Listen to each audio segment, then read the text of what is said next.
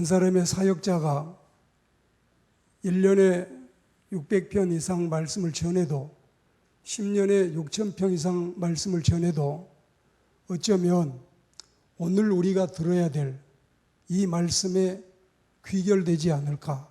참으로 중요한 말씀인데 조용한 가운데 여러분의 마음속에 이 말씀이 잘 안착이 되고 뿌리를 내려서 결실하고 열매 맺는 은혜로운 신자들이 되기를 권면합니다. 우리가 보통 사람을 평가할 때 대체로 이런 말을 씁니다. 그 사람은 정직하다. 그 사람은 사기성이 농후하다. 틀림없는 진국이 바로 그 사람이다. 도저히 못 믿을 사람이 그 사람이다. 그 사람은 너무 짜다. 너무 후하다. 어쩌면 인심이 사납다. 인심이 좋다고도 하고 유능한 사람이다. 무능한 사람이다. 밴댕이 소갈머리 같은 사람이다. 정말 호걸 같은 사람이다. 낭만파다. 멋이라고는 하나도 없는 사람이다. 법 없이도 살 사람이다. 무서운 사람이다. 여러 가지 등등의 말을 합니다. 어느 글에서 팔도 처녀를 평하는 글을 적어본 적이 있는데 거기에 이렇게 묘사했습니다. 경기도 처녀들은 경중미인이다. 강원도 처녀는 암전 석불이다. 그리고 함경도 처녀는 경진서구다. 평안도 처녀는 맹호 출입이다. 전라도 처녀들은 춘풍새유고 경상도 처녀들은 송죽대절이다.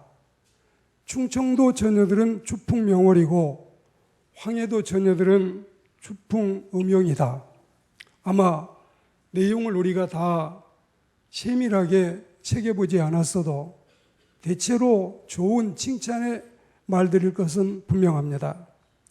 그렇지만 어느 도 출신이라고 다 같을까요? 사람이 인물을 평가한다는 것이 얼마나 불완전하고 부적절한지를 우리가 알아야 되겠습니다. 여자라고 다 같지도 않습니다. 남자라고 동일하지도 않습니다. 노인이라고 똑같지도 않고 아이라고 하나 같지도 않습니다. 출신이 같은 지역이라도 다 다를 수밖에 없고 같은 성씨라도 서로 틀릴 수밖에 없습니다. 그러므로 사람의 평가보다는 하나님의 평가가 중요하고 오늘 이 시간에 어느 한날 밤에 예수님을 찾아왔던 중년 신사의 모습을 우리가 헤아려 보겠습니다. 두 가지 말씀을 드리겠는데 그는 외적인 신분이 화려하고 남부럽지 않는 사람이었지만 두 번째는 그는 이런 것들보다는 내적인 행복과 내적인 만족과 내적인 구원을 추구하는 사람이었음을 오늘 우리가 살펴보도록 하겠습니다. 이런 사람이 어느 한날 밤에 그야말로 느닷없이 예수님을 찾아왔는데 당시로서는 이런 일이 흔한 일은 아니었는데 이 신사가 고정관념을 깨고 죽게로 왔습니다. 그는 첫째로 사내들인 국회의원이며 관원으로 유태인이었습니다. 병장들이 말하기를 나도 5대 장성에 속한다. 나도 6대 장성이다. 아무리 우겨도 병장이 장성이 되기는 쉽지 않습니다. 그러나 국회의원에만 출마해서 병장 전역한 사람이 국회의원에 당선이 되면 국회의원 신분은 군인 계급으로 하면은 어디에 속할까? 이거는 여러분 조사에 의해서 나왔는데 3스타, 별 3개에 속한다 했습니다. 이 신사는 최소한 중장 이상, 대장급의 사람입니다. 두 번째로 공부를 많이 한 이스라엘의 선생이요 학문가였습니다. 세 번째로 재물이 많은 부자요 사회적인 기반이 탄탄한 사람입니다. 네 번째로 종교심이 강한 바리새파 사람이고 배우려고 하는 자세가 되어 있는 바람직한 발전적인 사람입니다. 다섯 번째는 요한복음 7장 50절과 51절에 보면 이 사람은 정의감도 강하고 진리 추구심도 마음속에 넘치는 사람이었습니다. 그리고 여섯 번째로 이 사람은 요한복음 19장 39절에 보시면 예수님 십자가 사후에도 귀한 것을 들여서 예절을 표하고 예수님을 모시던 이 사람이었습니다. 이런 여러 가지 외형의 모습을 종합해 볼 때 신분이 무척이나 좋아서 그야말로 남부러울 것이 없는 사람이었습니다. 그는 은퇴하고 나서 소일거리가 없어서 쾌매고 있는 무력한 처지가 아닙니다. 앞으로 장래가 촉망된다는 덕담이나 듣고 있는 젊은이도 아닙니다. 현직 국회의원입니다. 현직 관원입니다. 현직 선생입니다. 과거 왕년이 아닌 현직이고 금식기도나 헌금생활이나 구제 선한 행위나 옛날에 잘했다고 과거에 이런 사람이었다고 칭찬받는 게 아니라 지금 잘하고 있어서 윤리적으로 사회적으로 도덕적으로도 나무랄 데가 없는 모든 사람이 닮고 싶고 되고 싶은 사람, 그리고 모델이 되기에 충분한 사람이었습니다. 여러모로 대단한 신분의 인물이 무엇이 답답해서 뭐가 그리도 궁금해서 아무래도 당시로서는 자신보다도 더 손 아래 수하로 여겨지는 30대 초반의 젊은 청년 예수에게 밤을 이용해 찾아왔을까요? 한마디로 말하면 종교성 때문입니다. 이런 여러 가지 외적인 신분이 가득하지만 이걸 다 물리치고 예수님을 찾아온 것은 종교적인 신분 때문이라고 보는 것입니다. 그가 45이거나 그가 50이거나 어쨌든 예수님보다는 더 수상이고 연상인데 그럼에도 불구하고 예수님을 찾아온 것은 하나님을 잘 믿어보겠다는 이런 심성이고 또 우리 주변에서 하나님을 이런 사람이 잘 믿는 걸 보면 고맙기가 이를 데 없습니다. 사회적으로 지위나 신분이나 학식이나 덕망이나 재산이나 경륜 등이 모두 다 갖추어져 있는데도 불구하고 그 역시 하나님 앞에서는 한 마리의 어린 양에 지나지 않고 하나님 앞에서는 지극히 작은 죄인 한 사람에 지나지 않기 때문에 모든 인간에게 주님이 필요하고 모든 인생에게 속죄가 필요하고 구원이 필요하고 예수님이 필요하다는 사실을 오늘 우리는 말씀을 통해서 알게 됩니다. 그가 종교를 안 가지고 있는 건 아니었습니다. 진정한 구원의 진리를 배우기 위해서 알아야만 했던 영생의 은혜를 소망하기 때문에 주님을 찾아온 것입니다. 내가 영어와 불어에 능통한데도 사랑이 없으면 징에 불과하고 내가 판단력이 예리해서 다국적 기업체의 엉큼한 속셈을 다 알아내고 독재자의 본심을 꿰뚫어 본다고 할지라도 사랑이 없으면 허무한 일이고 내가 믿음이 넘쳐서 사람에게 칭찬을 받고 그리고 이적과 기적과 역사를 일으킨다 해도 주님이 인정하지 않으시면 이것은 허무하고 끝장인 것입니다. 내가 모든 억압에 저항하고 내 몸을 물 고문과 전기 고문에 던진다고 하여도 사랑이 없으면 아무것도 아닌 것입니다. 사랑은 종교나 인종이나 신조에 매이지 않습니다. 사랑은 최대 이익 추구라는 경제 원칙이나 군비 확장을 노리는 국가 안보란 미명하에도 속해 있지 않습니다. 정부도 불완전하고 정치인들도 잘나지 못하고 믿을 수 없지만 완전한 것이 오면 이런 불완전한 것들이 그리고 이런 모순들이 다 사라질 것입니다. 그래서 이 신사에게 예수님이 필요했고 이 신사에게는 진정한 구원과 영생의 진리가 필요했던 것입니다. 그래서 그가 열리를 제쳐두고 만사를 뒤로하고 예수님을 찾아와서 배우려고 했던 것입니다. 오늘 우리는 그의 외적인 화려한 신분, 그가 지니고 있는 모든 사람이 부러워하는 이 스펙들, 그리고 여러 가지 세상에 가득 차 있는 부귀영화가 하나도 자신에게 구원과 영생과 진정한 만족에 해당하지 않음을 절절히 알게 되는 것입니다. 그래서 우리는 이 시간에 이런 그가 내적인 만족과 그리고 내적인 행복과 내적인 영생을 추구하는 모습을 우리가 같이 한번 찾아가 보겠습니다. 우선 그는 아직도 구원 문제가 정립되어 있지 않습니다. 내가 구원 받았는지 못 받았는지가 알 수 없는 혼돈 상태입니다. 다른 어느 누구보다도 영적인 호기심이 가득 찬 사람이었습니다.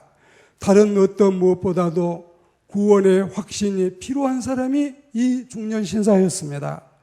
예수 믿고 중생 체험하고 거듭나서 하나님의 백성이 되어야 될 사람이 바로 이 사람이었습니다. 그는 지금 아직도 구원 문제에 헤매고 있습니다.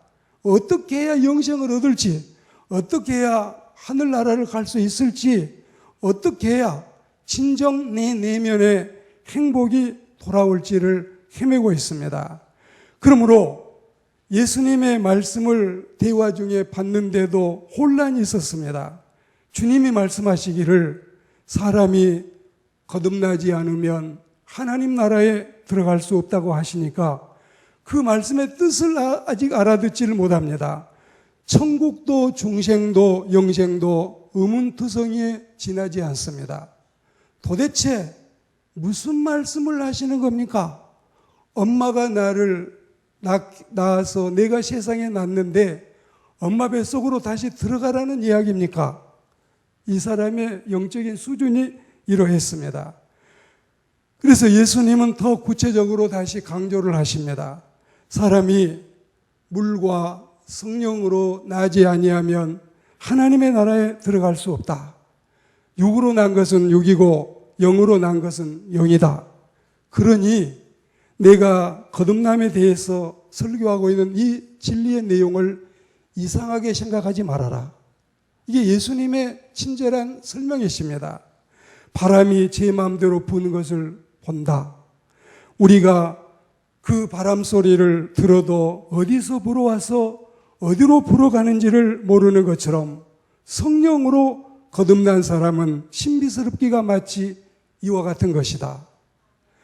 이렇게 예수님의 진리는 단순하면서도 오묘하고 오묘하면서도 심플하고 심플하면서도 깊이가 있고 사람이 헤아려 쉽게 알 수 없는 중생과 거듭남의 체험이 바로 이러한 것입니다.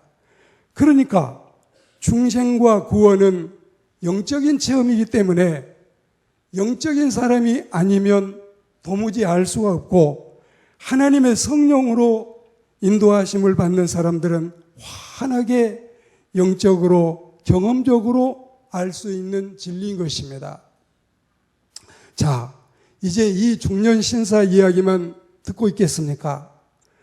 그 이야기만 우리가 듣기 위해서 모인 것입니까? 아니지요. 우리의 경우는 어떻습니까?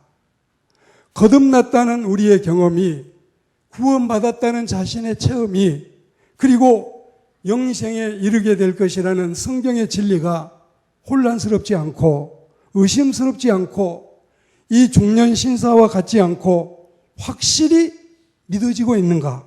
확실히 여러분들이 이 말씀을 확신하고 받을 수 있습니까? 확실히 가슴에 와 닿습니까? 그리고 확실히 내 심령 속에서 고백되어지고 있습니까? 이 점에 대해서 더 이상 문제가 없습니까? 이 점에 대해서 완벽하게 수료증을 받았고 그리고 여러분들이 자격증을 딴 것처럼 졸업장을 가지고 있는 것처럼 내 마음에 확신이 있냐고 묻는 것입니다. 나는 죄인입니다. 예수님은 죄인된 나를 위해서 십자가에 피 흘려 죽으심을 굳게 믿습니다. 그러므로 나는 예수님이 필요합니다. 예수님을 믿음으로 구원받고 영생 얻음을 확신합니다. 그러므로 우리 주 예수 그리스도를 내 구주로 믿고 영접합니다. 그리고 회개하고 거듭나서 의롭다함을 받고 날마다 성화되어 살다가 하늘나라에서 영원한 영화의 사람이 될 줄을 믿습니다. 이런 믿음이 우리의 믿음이 되고 우리가 지금까지 거달기만 하고 겉돌기만 하는 것은 아니었는지 진정으로 여러분 내가 구원받기에 오늘 지상의 종말이 오고 오늘 내 생의 마지막이 되어도 주님 앞에 이를 수 있는지를 묻고 있습니다. 내 마음에 이런 은혜와 이런 하나님의 진리가 채워지는 이 시간이 되기를 주의 이름으로 권면합니다. 이런 신앙의 확실한 뿌리가 가슴에 심어져 있습니까? 거듭난 사람은 하나님의 사람이요 예수님의 사람이요 주의 영이 함께 하시는 성령님의 사람인 것을 확신하십니까? 거듭난 사람은 그리스도가 죽어 다시 살아난 것처럼 우리도 죽으나 다시 살아나서 영생에 이를 줄을 믿습니까? 그리고 그릇된 호기심을 인간이 가지면 자신을 망치게 되지만 이런 올바른 호기심, 신령한 일에 호기심을 갖는다면 복되고 영화로운 생명의 자리에 이르게 됨을 믿습니다. 오늘 말씀을 맺겠습니다.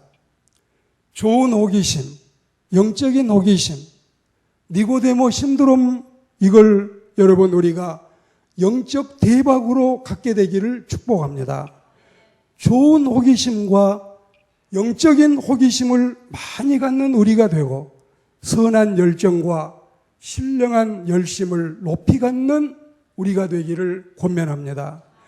이 시간에 우리는 한 화려한 중년 신사가 거기에 머무르지 않고 내적인 만족과 내적인 행복과 내적인 구원을 추구하는 모습을 들여다보았습니다. 그러나 그는 2000년 전에 어느 고대인이 아니라 오늘 우리의 모습 속에서 오늘 어쩌면 내 모습이고 어쩌면 오늘 우리들의 이 현주소인데 그와 같은 경지에 이를 수 있는 신앙의 사람들이 되기를 소망합니다. 그의 재산, 그리고 그의 학식, 그의 지위, 그의 권세보다는 오히려 영적인 죽으심이 더 위대하고 고귀했음을 비로소 우리는 알게 됩니다. 허전하고 답답한 마음에 내적인 회복과 내적 치유가 임해서 진정 나그네 인생길을 행복한 순례자로 살아가는 우리가 되어보지 않으시겠습니까? 저와 여러분 우리 모두에게 이 중생의 은혜, 이 거듭남의 체험을 통해서 세상이 다 무너져도 하늘이 3분의 1이 사라지고 땅이 3분의 2가 꺼져도 나는 부족하지만 나는 죄인이지만 예수님의 보혈피로 용서받은 죄인이고 다 못 가도 나는 구원의 백성으로 차질이 없다는 진정한 신앙심을 바로 가지게 되기를 주의 이름으로 축복합니다.